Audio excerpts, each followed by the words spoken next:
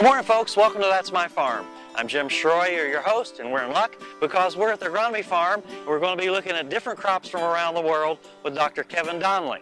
This is the crops garden, and we've got to take a break right now, so we'll be back in a minute.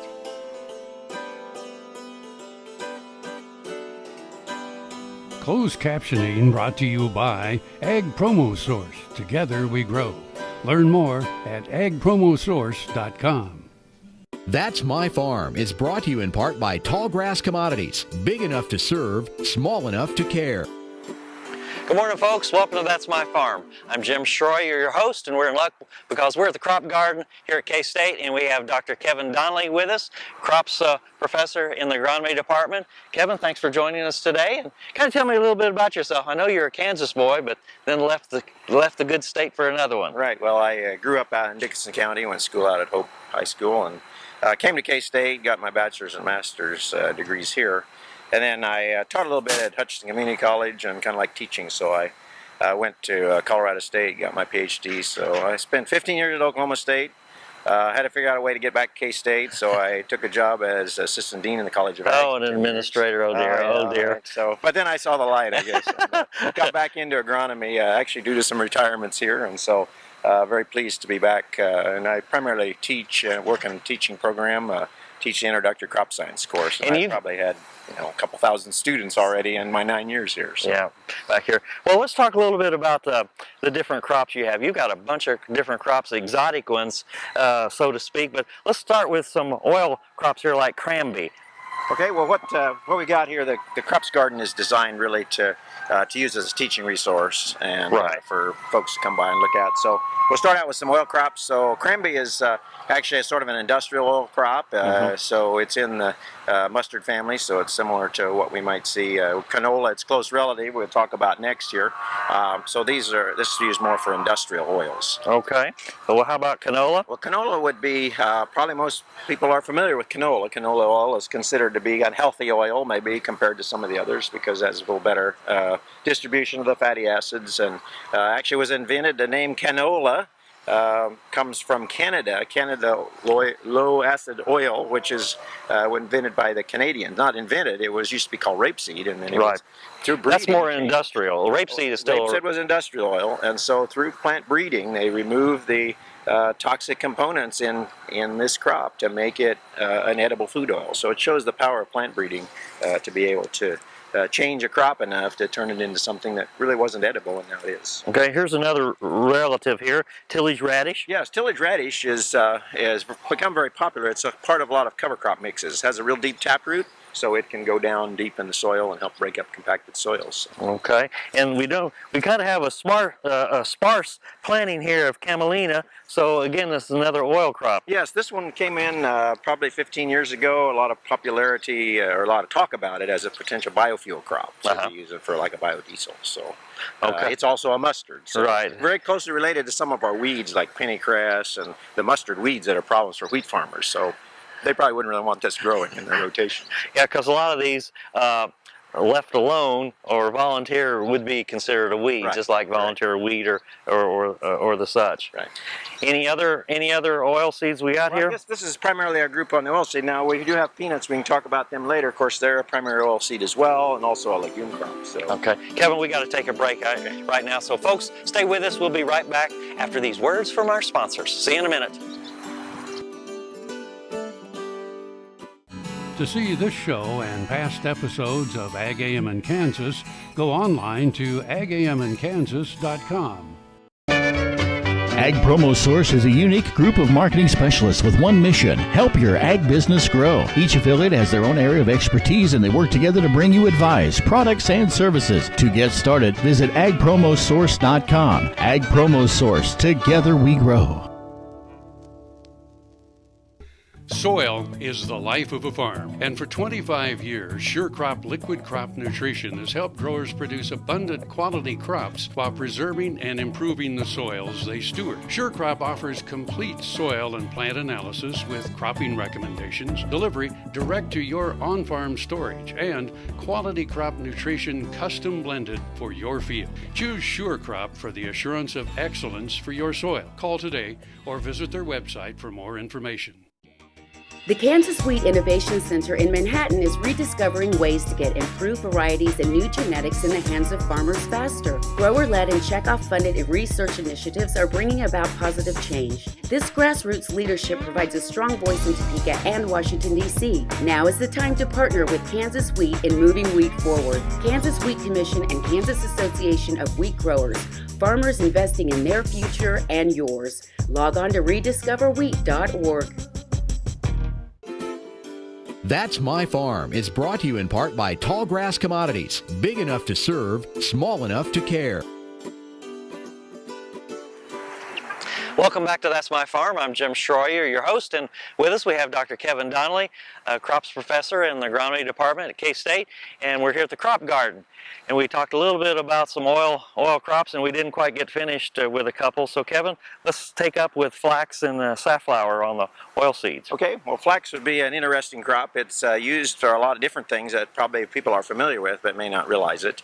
It's one I use in my class, say scientific names. We know the scientific names, the Latin name. Right? So the Latin name of flax is linum.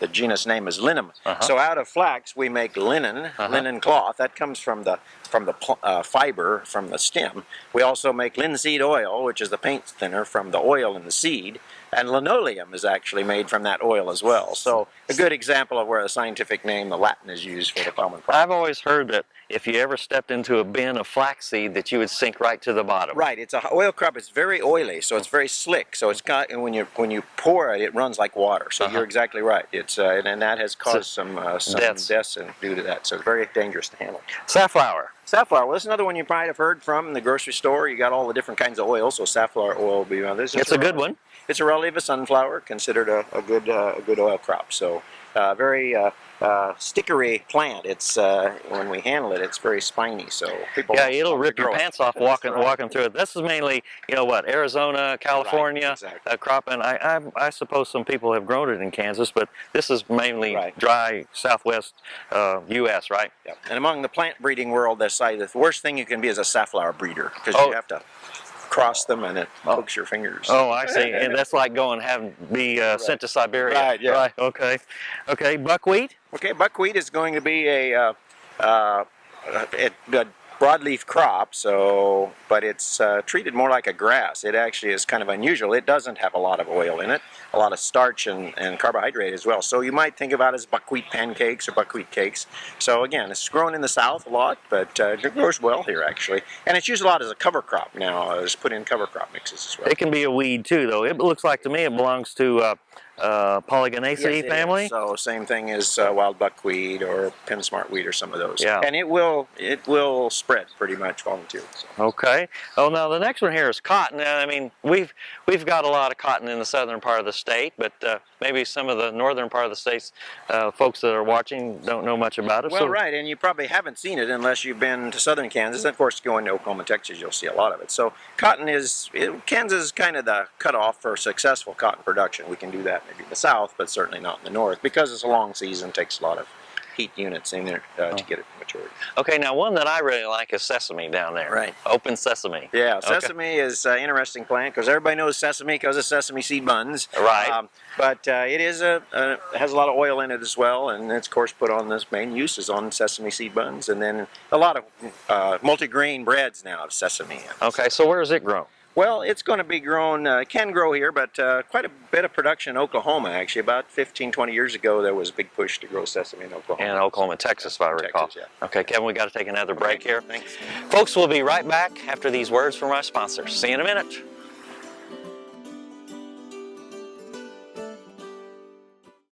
Valley Vet Supply is devoted to providing information and professional quality products at reasonable prices.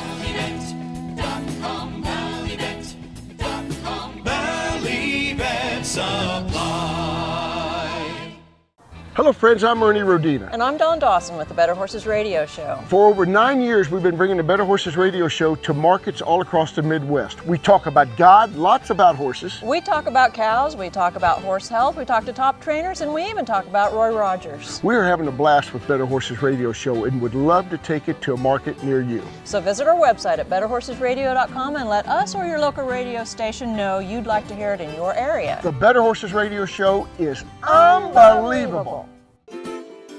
That's My Farm is brought to you in part by Tallgrass Commodities, big enough to serve, small enough to care. Welcome back to That's My Farm. I'm Jim Shroyer, and Kevin Donnelly didn't run off during that last break. And Kevin, thanks for staying with us and not running off. So let's continue our conversation of these odd crops. And we've got one here by Amaranth, and you know, people don't really think about Amaranth as being a crop. It's more, you know, pigweed. Right, and it certainly is one of our worst weeds, especially the one Palmer Amaranth that we're really fighting now. Water hemp, a close relative, the old red root pigweed. So these have been around, and we know them mostly as weeds. But this is what we would call an ancient grain. This is Amaranth. This is a cultivated type, and it was grown in some of the early civilizations, the Aztecs and the Incas that grew this, and they used it as a grain crop. It has can be processed into a flour and made into bread products, bread type products. And apparently they grew this in ancient civilizations, and history would show that all of a sudden it just kind of stopped. And so historians have said that it somehow was ruled as being possessed or somehow evil, and so they just kind of quit growing it and it disappeared kind of.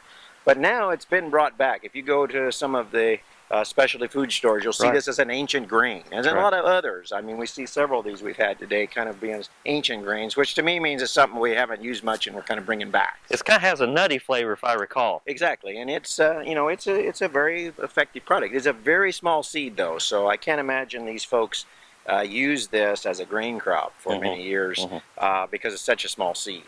Castor. Castor. Well, most of you probably think of castor as an oil crop, castor oil.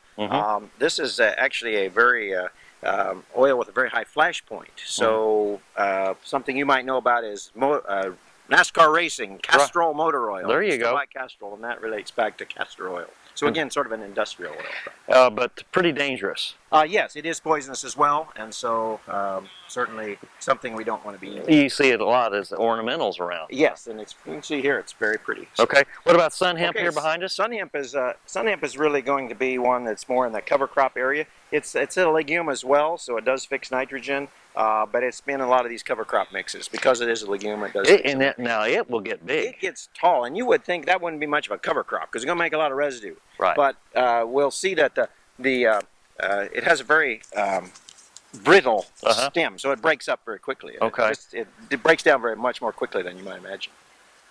So the next one here, we got two different types we got some sunflowers, and so most of you are probably familiar with sunflowers, and Kansas does grow some. We have two types, of oil seed, which wouldn't be for sunflower oil. The black shinies? That's the black ones, and then the ones you'd eat are called confectionery, so we have two brands. Okay, Kevin, we got to take another break, so stay with us. And folks, you stay with us as well. We'll be right back after these words from our sponsors.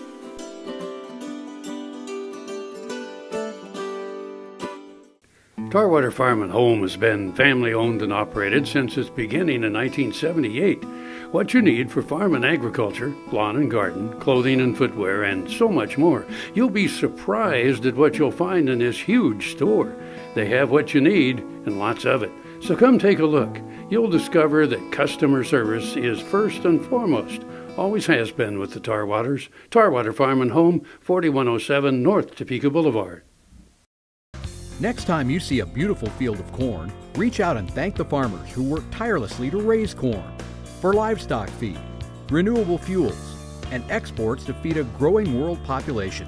The farmers on the Kansas Corn Commission work for Kansas Corn with grower-funded checkoff dollars that support foreign and domestic market development, research, promotion, and education to expand opportunities for Kansas farmers. To learn more, visit kscorn.com. That's My Farm is brought to you in part by Tallgrass Commodities, big enough to serve, small enough to care. Welcome back to That's My Farm. I'm Jim Shroyer. Kevin Donnelly is still with us, and Kevin, we've been talking about some interesting odd crops. I guess they're not odd where they're grown normally, but tobacco. We used to grow tobacco in Kansas along the river. When I first got here in 1980, there were a few tobacco farms, well, not many acres, but there were a few over there. So let's talk a little bit about tobacco. Right. Now, tobacco is an odd crop that would be grown quite differently than we might think of as corn or soybeans. This is transplanted, so you start in the greenhouse. It is a really tiny seed, like smaller than salt. It's one of the tiniest seeds of all our crops, yet it makes this huge plant that gets like 6-8 feet tall with these large leaves. So where it's grown then is primarily in the south, and it used North to be Carolina, South Carolina. It used to be allotments and small farms, so that's changed a lot in the last 15 or 20 years, and so a lot of the small tobacco farmers have sold out or been bought out because it was a highly government-supported crop for a number of years. But Well, I know where I can get a leaf to roll my own cigar here after a bit. Okay, let's talk about some different kinds of corns. Okay, so we're going to switch over to our grass crops now, and so we grow several types of corn here. Of course, popcorn and sweet corn and traditional hybrid corn, and something called pod corn, which is kind of an odd one. Again, one of those ancient types of corn that probably is relative. So most everybody's familiar with corn, and probably most of everybody we got a lot of field corn, but everybody grows sweet corn in the garden as well. Now, this is one that I've enjoyed. This is one of my favorites of the corn types. Yeah. This is broom corn. So this is called broom corn, so you'd think, well, that's a corn. Well, not so. It's actually a sorghum, which we'll talk about next. So this is actually a sorghum, and what we use is, this is the head of the plant, and that's chopped off and put into, bundled up to make a broom, so a traditional whisk broom that you might get. Right. So it's misnamed. It's called broom corn, but it's really a sorghum. Mainly grown, years and years ago? Well, Oklahoma, yes, Texas? Oklahoma and Texas, and occasionally you hold an auction, you might run across a boom corn bundle or a old machine that they use to bundle this up. And so you go to the old fall festivals, you'll sometimes see people still. So it gets pretty tall, though. It's a big, it's a big type. I've actually got 8, 9, taller than 10 corn. feet tall. Right. And then we have some photosensitive sorghums. Right, so these are all of our sorghums. Of course, we have grain sorghum here, and then our photosensitive sorghum is one that doesn't flower out. It gets like 15 feet tall as well. It's become popular and talked about a lot as a biofuel crop as well, because it puts a lot of biomass. So cellulosic ethanol, if we got to that point, this would be a good one for us. Okay, then you have Sudan grass. Yeah, Sudan. So if we think about our forage sorghums, those would be like the Sudan types and crosses of Sudan with hybrid forage sorghum. So all for using for silage. So most farmers would be familiar. And the reason we have these in here is basically because some of the kids that go through the classes have never seen this. Right, never seen a lot of this stuff. A lot of the farmers, a lot of the people that are watching the show now know exactly what it is. So we got a bunch of millets down there at the end, and those would be important crops for not really for us much, other than like some bird seed maybe. Like proso. But in Africa, sorghum and millet are the staple foods, much like we would use wheat and corn. So they're grown a lot throughout the world. And so that's why we've included the millets here, which many of our students haven't seen, but our African students, graduate students, they were doing research on them. So. Right. Kevin, we got to take a break. Folks, we'll be right back after these words from our sponsors.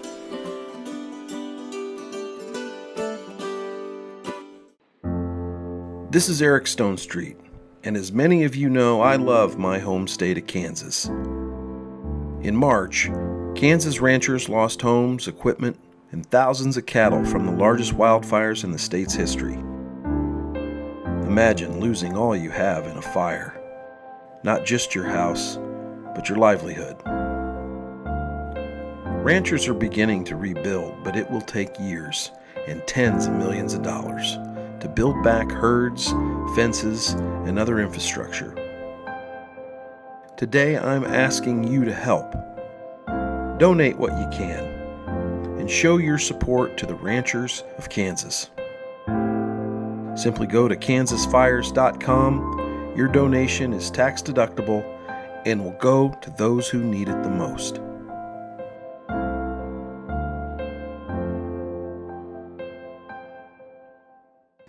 KFRM is one of the largest farm radio stations in the nation, dedicated to informing and entertaining rural listeners from northern Oklahoma to southwestern Nebraska. You can catch KFRM in many ways, of course, 550 on the AM dial, streaming at kfrm.com, or on your smartphone by going to the TuneIn Radio app, or on Ag AM in Kansas on Tuesdays and Facebook every day of the week. KFRM, tune us in. You'll be glad you did. I had this horse. It was a good horse, except when the wind was blowing above 30 miles an hour. Wind was blowing about 35, 40, and I saddled him up, rode him out to the end of the lane, and I thought, well, he's doing pretty good. And about 6 jumps later, I was laying on the ground and thinking, boy, my shoulders sure hurt. I kept waiting, and it didn't get better, and so I went to orthopedic surgeon, and that showed that I had torn rotator cuff. And said, well, we'll have to do surgery. I thought, I farm and ranch by myself. This is not going to work out very well. I'd been sleeping in my recliner for about 2.5 years because it hurt too much to sleep in bed on my side. And I'd heard about Kansas Regenerative Medicine Center on the radio and gotten down there at 8 o'clock in the morning, and by 11:30 the procedure was all over. They just took some fat out of my side here and spun that down for about 45 minutes and then injected it in my shoulders, and I was on my way. It's something you don't hear about, but I thought it was worth a try, and I'm really pleased. It's really worked out well for me. That's My Farm is brought to you in part by Tallgrass Commodities. Big enough to serve, small enough to care. Welcome back to That's My Farm. I'm Jim Shroyer. Dr. Kevin Donnelly is with us. And Kevin, I see we're in a group of legumes here. Those are important worldwide. Right, so we're going to talk about some of our legume crops, or what we call pulse crops, right.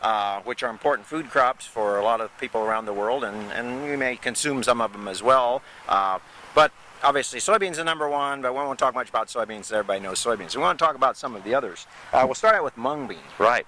Mung bean is actually something that you would probably know as bean sprouts in like a salad bar. Right. Yeah, a salad bar, right, uh-huh. or in sure. In Asian foods. So what we eat actually there is we sprout the seed. It gets a sprout about 2 inches long, and that's when you eat it. So its life only is like a week, and it's done, ready to harvest. Quick turnaround. Okay, we have some cowpeas. Okay, cowpeas. People probably think about black-eyed peas. That's a cowpea. Again, very popular in the South, but grown around the world, and is a very important food crop because these crops are high in protein. And so they supplement the diet in a lot of developing countries where they don't have animal products. I got a confession to make.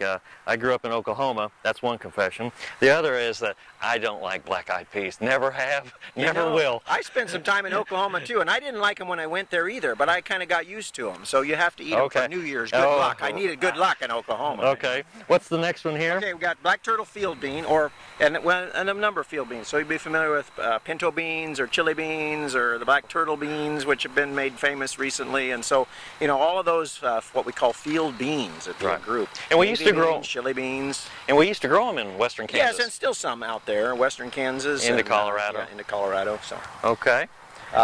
Looks like next on our list would be guar. And so that's kind of an interesting crop, also a legume crop. It makes a very tiny seed. What's different about guar is the protein in it is very sticky, and so it's used as a stabilizer, like an ice cream. It's what keeps your ice cream. If you ever look on the box of ice cream, it'll say guar gum as stiffener. As stiffener. Yeah, as a stiffening agent. So it's what the difference between ice cream in a box and homemade ice cream that all melts. Right. So where is it grown? Kind of. It's grown a lot in California right now. It's also used in oil drilling muds. So as oil drilling increased, and it's used in the fracking process as well. So there's an increased demand for guar right now. So it's, but a lot of it's imported because we don't have a good domestic. Well, and two, there's some grown in Texas, if I recall. Yes, Texas, again, the southwestern states. Right. And a lot of these are warm season crops. So and the short season. All these like cowpeas, mung beans, they're a relatively short season crop. We're talking 90 days, right? Yes, and all these can be grown in Kansas. It's just that we don't have a good market system for all these specialty crops. So to be successful, you have to have a market. Okay. Maybe one of the more important ones worldwide would be chickpeas. Right, chickpeas, and you probably would not, most people wouldn't know them except maybe on the salad bar. Garbanzo beans are the kind of soft white beans, or hummus is very popular now. So that's how we would see them. But worldwide, in India and Africa, this is again one of the main staple crops. A lot, so it's traded a lot. A lot grown in Australia, and they export most of that. But like you said, India is a big consumer of chickpeas. And so we would, like I say, you'd probably see those as hummus. And that's very popular these days too. Right. So a lot of these crops are kind of making a resurgence from the health food and interest in our nutrition and food, because they do have some unique characteristics that some of our traditional crops may not have. Thanks, Kevin, for being on the show. And folks, thank you for being with us on That's My Farm. And don't forget, next week about this same time, we'll have another one of That's My Farm. See you then.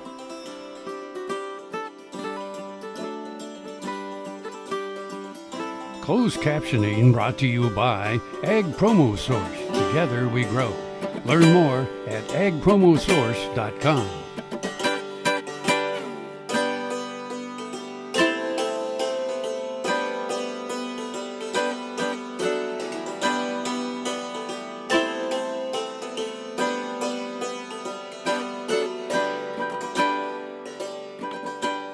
Watch Ag AM in Kansas online at agaminkansas.com.